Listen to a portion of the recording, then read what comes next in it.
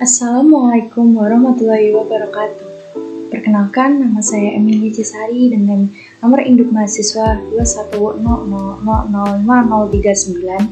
Saya dari kelas 3A. Di sini saya akan menjelaskan secara singkat mengenai implementasi teori belajar kognitif menurut Lev Vygotsky dalam modernisasi pendidikan. Poin pertama yaitu pengertian teori belajar kognitif.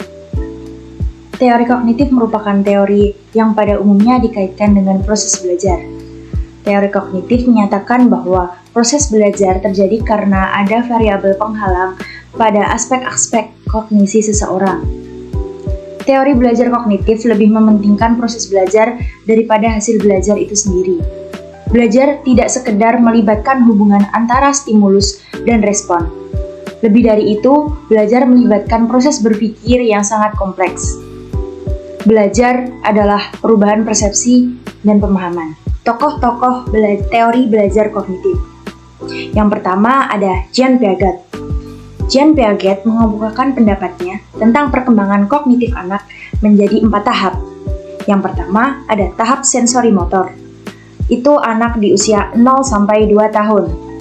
Pada saat itu anak akan mengalami dunianya melalui gerak dan inderanya, serta mempelajari permanensi objek. Yang kedua ada tahap pre-operasional. Pada saat itu usia anak di usia 2-7 tahun. Anak mulai memiliki kecakapan motorik. Yang ketiga, tahap konkret operasional, yaitu usia 7-11 tahun. Pada saat itu anak mulai berpikir secara logis tentang kejadian-kejadian yang konkret. Yang keempat ada tahap formal operasional di usia 4-15 tahun. Pada saat itu terjadi perkembangan penalaran secara abstrak. Yang kedua ada Jerome Seymour Brunner. Brunner mengemukakan bahwa perkembangan kognitif manusia berkaitan dengan kebudayaan. Menurutnya, perkembangan kognitif seseorang sangat dipengaruhi oleh lingkungan kebudayaan, terutama bahasa yang digunakan dalam kehidupan sehari-hari. Penerapan teori Brunner yang terkenal dalam dunia pendidikan adalah kurikulum spiral, di mana materi pelajaran yang sama dapat diberikan mulai dari sekolah dasar sampai perguruan tinggi disesuaikan dengan tingkat perkembangan kognitif mereka. Yang ketiga ada David Ausubel. Ausubel mengemukakan bahwa proses belajar akan berjalan dengan baik jika siswa dapat mengasimilasikan pengetahuan yang dimilikinya dengan pengetahuan baru, yaitu melalui 2 tahapan proses belajar. Yang pertama ada memperhatikan stimulus yang diberikan. Yang kedua ada memahami makna stimulus, menyimpan dan menggunakan informasi yang sudah dipahami. Yang keempat ada Lev Vygotsky. Pemikiran tokoh Lev Vygotsky adalah pokok inti bahasan kita pada video kali ini. Prinsip-prinsip teori belajar. Yang pertama, lebih mementingkan proses belajar daripada hasil. Yang kedua, disebut model perseptual. Yang ketiga, tingkah laku seseorang ditentukan oleh persepsi serta pemahaman tentang situasi yang berhubungan dengan tujuan belajarnya. Yang keempat, memisah-misahkan atau membagi-bagi situasi atau materi pelajaran menjadi komponen-komponen yang kecil dan mempelajarinya secara terpisah akan kehilangan makna. Yang kelima, belajar merupakan suatu proses internal yang mencakup ingatan, retensi, pengolahan informasi, emosi, dan aspek-aspek kejiwaan yang lain. Yang keenam, belajar merupakan aktivitas yang melibatkan proses berpikir yang sangat kompleks. Yang ketujuh, dalam kegiatan pembelajaran, keterlibatan siswa aktif amat dipentingkan. Yang kedelapan, materi pelajaran disusun dengan pola dari sederhana menuju ke kompleks.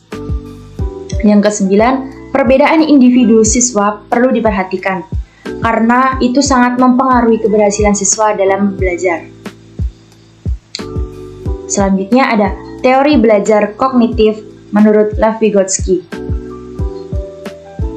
Menurut teori Vygotsky, setiap individu berkembang dalam konteks sosial. Semua perkembangan intelektual yang mencakup makna, ingatan, pikiran, persepsi, dan kesadaran bergerak dari wilayah interpersonal ke wilayah intrapersonal. Vygotsky juga berpendapat bahwa belajar bagi anak yang dilakukan dalam interaksi sosial, mereka dengan lingkungan akan lebih luas pengetahuannya dan terbiasa dengan lingkungan. Ia mengatakan bahwa pikiran harus dipahami dari latar sosial, budaya, dan asal-usulnya. Yang artinya, jika memahami pikiran seseorang itu bukan dengan cara mencari apa yang ada di balik pikirannya dan pada jiwanya, tetapi asal-usul tindakan yang dilakukan secara sadar dari interaksi sosial yang dilatar belakangi oleh sejarah atau asal-usul hidupnya. Teori ini sangat menekankan bahwa interaksi sosial sangat berpengaruh dalam pembentukan pola pikir dalam segi bahasa, emosional, dan bagaimana anak tersebut bersikap. Seperti anak yang berinteraksi di daerah pegunungan dan anak yang tempat tinggalnya di pesisir pantai sudah berbeda dalam menggunakan bahasa atau nada berbicara mereka. Dan berarti mereka memang benar bahwa interaksi sangat berpengaruh dalam pembentukan pola pikir, bahasa, emosional, dan dalam pembentukan sikap atau karakter. Teori belajar menurut Vygotsky memiliki konsep dalam perkembangan kognitif, yaitu A. Zone of Proximal Development atau ZPD. Berarti sesuatu yang belum bisa anak kerjakan, dalam arti anak merasa kesulitan dalam mengerjakan sesuatu dan memerlukan bantuan orang lain atau orang yang lebih dewasa untuk menyelesaikan masalah tersebut. Yang kedua ada scaffolding. Pembelajaran sosial yang menyediakan banyak dukungan kepada seorang anak selama tahap pembelajaran berlangsung dan kemudian dilepaskan untuk melihat kompetensi anak mampu atau tidaknya tanpa bantuan seseorang. Yang ketiga, bahasa dan pemikiran. Bahasa merupakan salah satu penyampaian atau cara menyampaikan sebagai komunikasi sosial. Tetapi, bahasa juga untuk menyelesaikan tugasnya dan bahasa juga sebagai monitor perilaku manusia sendiri. Anak harus mampu berkomunikasi dengan bahasanya sendiri sebelum mereka dapat memfokuskan ke dalam pikiran-pikiran mereka sendiri. D. Pelajaran kerjasama atau pembelajaran kerjasama. Teori ini sangat mendukung anak-anak untuk kerjasama dalam hal memecahkan masalah yang mereka hadapi. E. Saling memberi contoh dalam hal ini sangat memungkinkan bagi guru untuk melakukan pendekatan pembelajaran secara kontekstual atau contextual teaching learning. Pendekatan ini akan membantu guru dalam menghubungkan materi pembelajaran dengan situasi dunia nyata atau fakta yang sesungguhnya terjadi, yang akhirnya mendorong siswa dalam membuat hubungan pembelajaran yang mereka miliki dan penerapannya dengan kehidupan sehari-hari. Pokok bahasan selanjutnya adalah kelebihan dan kelemahan teori Vygotsky. Yang pertama ada kelebihan, yaitu menjadikan siswa lebih kreatif dan mandiri dan membantu siswa memahami bahan belajar secara lebih mudah. Yang kedua ada kelemahan. Teori tidak menyeluruh untuk semua tingkat pendidikan dan sulit diterapkan jika peserta didik mengalami hambatan kognisi.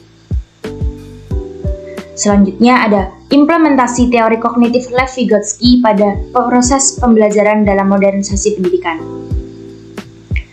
Teori kognitif menurut Vygotsky yaitu pengetahuan anak yang diperoleh melalui kegiatan interaksi sosial antara individu dengan individu atau individu dengan kelompok dan dalam suatu lingkungan. Ada beberapa teori Vygotsky yang diterapkan dengan pembelajaran di kelas, yaitu nilai ZPD anak, bukan inteligensi quotient atau IQ. Gunakan zona perkembangan proksimal anak dalam pembelajaran. Gunakan tema teman sebaya yang lebih terampil sebagai guru. Pantau dan bantu anak-anak untuk menggunakan private speech. Tempatkan pengajaran dalam konteks yang berarti dan sangat bermanfaat sekali jika anak dilatih menggunakan alat berpikir, diantaranya yaitu anak mampu menyelesaikan masalahnya atau problem solving, memudahkan mereka untuk bertindak, memperluas cara berpikir mereka, dan mampu melakukan sesuatu yang sesuai dengan kapasitas alaminya. Tantangan dan hambatan penerapan teori belajar Vygotsky di masa sekarang. Tantangan penerapan teori belajar Vygotsky dalam masa pendidikan sekarang adalah guru sulit untuk membangun keterampilan sosial peserta didik karena setiap peserta didik memiliki kepribadian yang berbeda-beda, di mana yang pada dasarnya teori belajar Vygotsky ini mengutamakan interaksi sosial. Yang kedua ada hambatan penerapan teori belajar Vygotsky. Yang pertama ada guru kesulitan dalam mengembangkan rancangan scaffolding serta Zone of Proximal Development atau ZPD. Yang kedua, peserta didik menjadi kurang percaya diri apabila bantuan dari pendidik kurang. Yang ketiga, guru sulit mengontrol peserta didik, khususnya peserta didik yang memiliki kemampuan rendah, dikarenakan biasanya jumlah peserta di dalam kelas 30-an orang. Kesimpulan berdasarkan mind mapping yang telah saya buat dan saya jelaskan tadi adalah teori kognitif Vygotsky menekankan bahwa interaksi sosial sangat berpengaruh dalam pembentukan pola pikir dalam segi bahasa, emosional, dan bagaimana anak tersebut bersikap. Dalam teori Vygotsky terdapat 4 konsep dalam perkembangan kognitif anak, yaitu Zone of Proximal Development atau ZPD, Scaffolding, bahasa dan pemikiran, pembelajaran kerjasama, dan saling memberi contoh. Kelebihan dari teorinya ini adalah menjadikan siswa lebih kreatif dan mandiri, serta membantu siswa memahami bahan belajar secara lebih mudah. Pada implementasi proses belajar mengajar di sekolah, bentuk penerapan teori kognitif adalah guru ketika menggunakan bahasa yang mudah dipahami oleh peserta didik, serta memberi ruang bagi mereka untuk saling berbicara serta diskusi dengan teman sebayanya. Sekian penjelasan dari saya, kurang lebihnya dan mohon maaf. Terima kasih. Wassalamualaikum warahmatullahi wabarakatuh. Assalamualaikum warahmatullahi wabarakatuh. Kepada yang terhormat Ibu Satriana MPD selaku dosen pengampu mata kuliah belajar dan pembelajaran. Pertama-tama izinkan saya memperkenalkan diri.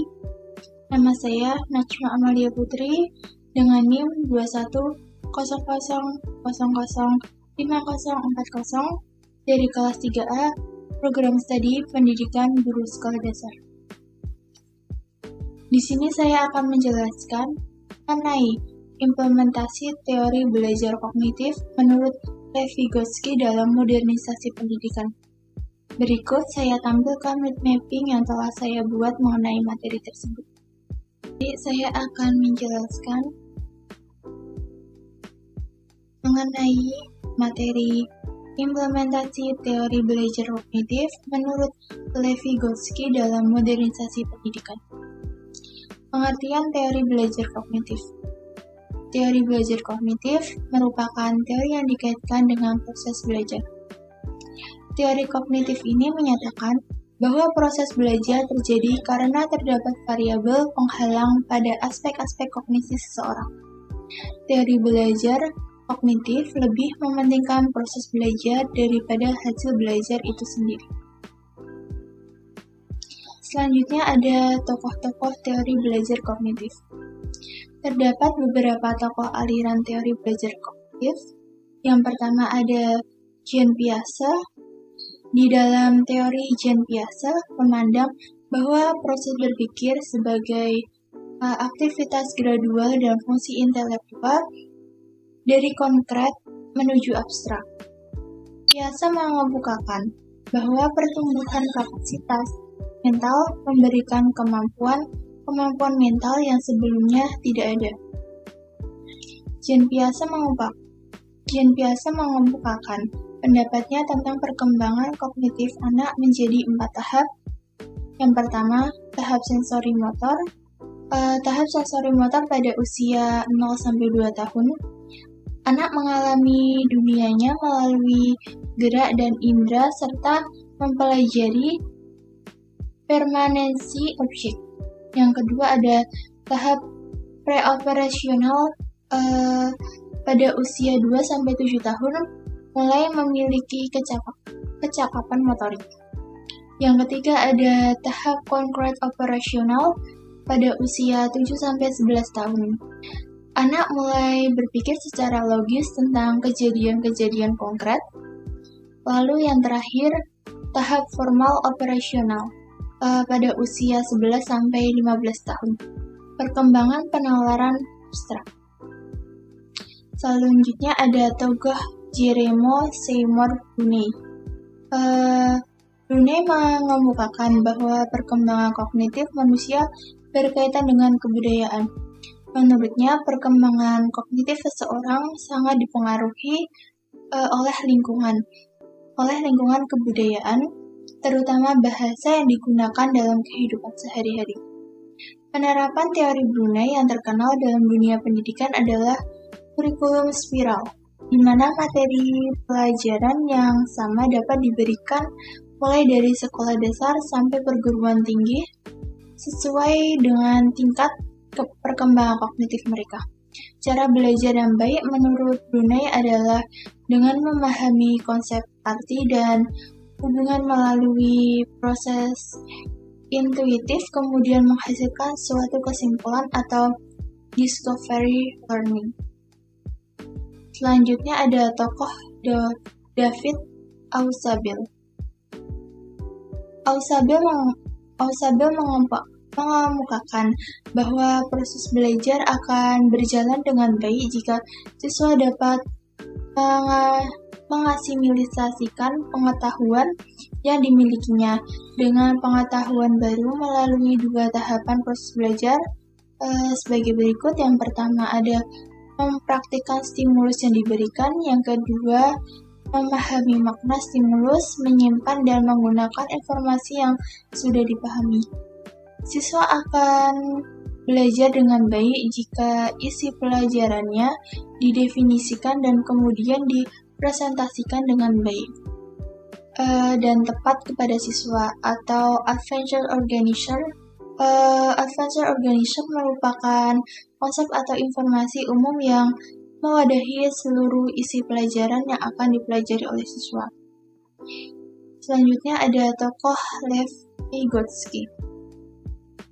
Lev Vygotsky membahas perkembangan kognitif dengan menggunakan pendekatan konstruktivisme. Vygotsky menggunakan pendekatan konstruktivisme sosial atau sosial kultural. Dalam teorinya, menekankan pada bagaimana cara seseorang belajar dengan bantuan orang lain dalam suatu zona keterbatasan dirinya, yaitu zona proximal development atau biasa disingkat dengan ZPD, atau zona perkembangan proksimal dan mediasi. Selanjutnya ada prinsip teori belajar kognitif. Prinsip teori belajar kognitif yang pertama lebih mementingkan proses belajar daripada hasil. Yang kedua disebut model perseptual. Yang ketiga tingkah laku seseorang ditentukan persepsi dan pemahamannya tentang situasi yang berhubungan dengan tujuan belajarnya. Yang ketiga memisahkan atau membagi situasi materi pelajaran menjadi komponen-komponen yang kecil dan mempelajarinya secara terpisah-pisah. Selanjutnya ada pembahasan teori belajar kognitif Lev Vygotsky. Lev Vygotsky membahas perkembangan kognitif dengan menggunakan pendekatan konstruktivisme. Vygotsky menggunakan pendekatan konstruktivisme sosial atau sosial kultural. Dalam teorinya, ini menekankan pada bagaimana cara seseorang belajar dengan bantuan orang lain dalam suatu zona keterbatasan dirinya, yaitu zona proximal development atau biasa disingkat dengan ZPD, atau zona perkembangan proksimal dan mediasi. Menurut teori Vygotsky, setiap individu berkembang dalam konteks sosial. Semua perkembangan intelektual yang mencangkup makna, ingatan, pikiran, persepsi, dan kesadaran bergerak dari wilayah interpersonal ke wilayah interpersonal. Teori ini sangat menekankan bahwa interaksi sosial sangat berpengaruh dalam pembentukan pola pikir dalam segi bahasa, emosional, dan bagaimana anak tersebut bersikap seperti anak yang berinteraksi di daerah pegunungan dan anak yang bertempat tinggal di pesisir pantai sudah berbeda dalam menggunakan bahasa atau nada bicara mereka. Dan berarti memang benar bahwa interaksi sangat berpengaruh dalam membentuk pola pikir, bahasa, emosional, dan dalam pembentukan sikap atau karakter. Melalui interaksi sosial, anak memiliki kesempatan yang sangat luas untuk mengembangkan potensi atau kemampuan yang dimilikinya. Selanjutnya ada implementasi teori kognitif Levi-Gotsky. Secara sederhana, teori ini menggambarkan bahwa belajar adalah aktivitas internal yang terdiri dari beberapa proses seperti pemahaman, mengingat, mengolah informasi, memecahkan masalah, menganalisis, memprediksi, dan perasaan. Pada implementasi proses belajar mengajar di sekolah, bentuk penerapan teori kognitif adalah guru menggunakan bahasa yang mudah dipahami oleh peserta didik, serta memberi ruang bagi peserta didik untuk saling berbicara serta diskusi dengan teman-temannya. Ada juga yang menggambarkan bahwa teori belajar kognitif itu ibarat komputer. Proses awal dimulai dengan memasukkan data, kemudian mengolahnya hingga mendapatkan hasil akhir. Teori kognitif menurut Vygotsky yaitu pengetahuan anak yang diperoleh melalui kegiatan interaksi sosial antara individu dengan individu lain atau individu dengan kelompok dalam suatu lingkungan. Selanjutnya ada tantangan penerapan teori belajar Vygotsky. Tantangan penerapan teori belajar Vygotsky dalam masa pendidikan saat ini yaitu guru sulit untuk membangun keterampilan sosial peserta didik karena setiap peserta didik memiliki kepribadian yang berbeda-beda, di mana pada dasarnya teori belajar Vygotsky mengutamakan interaksi sosial. Selain itu, guru dan peserta didik juga dituntut menguasai sistem pembelajaran pada saat ini karena sebagian besar sudah mengandalkan teknologi dalam pembelajaran, sehingga hal ini membuat tantangan baru bagi guru dan bagi peserta didik. Lalu ada hambatan dalam penerapan teori Vygotsky. Hambatan penerapan teori belajar Vygotsky yang pertama ada guru kesulitan dalam mengembangkan rancangan scaffolding serta Zone of Proximal Development atau disingkat dengan ZPD. Yang kedua, peserta didik menjadi kurang percaya diri apabila bantuan dari guru itu kurang. Yang ketiga, guru sulit mengontrol peserta didik, khususnya peserta didik yang memiliki kemampuan rendah.